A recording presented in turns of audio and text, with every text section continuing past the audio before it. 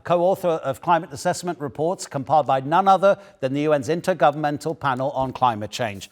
Dr. Ravindranath, the fact that you've been a member of the IPCC and you made your recommendations, are you surprised by the rate of acceleration of rising temperatures? Yes, the rate of extreme events, the intensity and the frequency is far higher than any models or any modeler predicted. So I think things are happening much faster than scientists expected it. Tell us where you think some of the most shocking results are being observed. One area of the globe that I would mention would be the rate of ice melting in the Arctic, which is going far, far more quickly than predictions had thought that it would. Yes, that's one. And the ocean temperature, which we may not feel, but it impacts, the atmospheric temperature.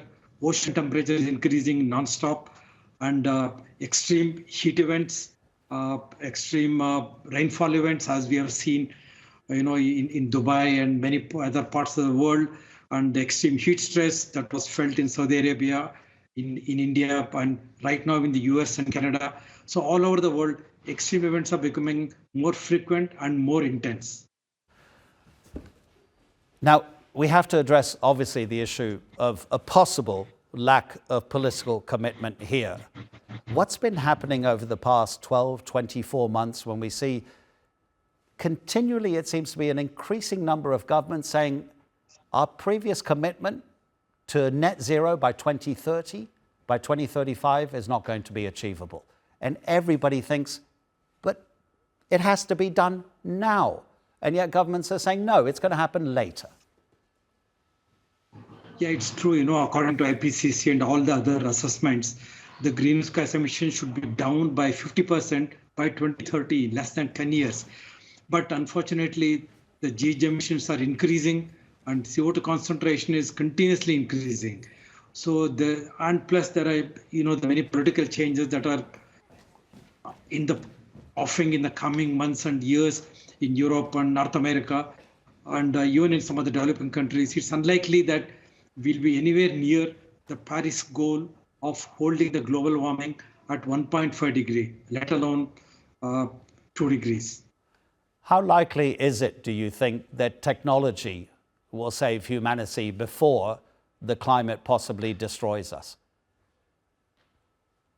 No, I don't think it will destroy us, but the suffering, the human suffering, human loss of assets, infrastructure will all become common, and more people, more and more regions will become more vulnerable, risk prone.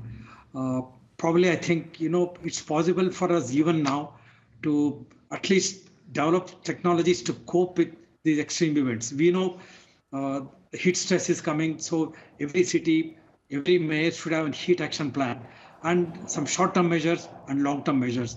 So there are solutions available from IPCC and hundreds of technical outputs available around the world in universities and research institutes. Solutions available even now for short term to address heat stress, drought, floods in the short term, but at a cost. Dr. N.H. Ravindranath, thank you so much indeed, and certainly encouraging to hear you say that the climate crisis is not going to destroy us. Thank you so much.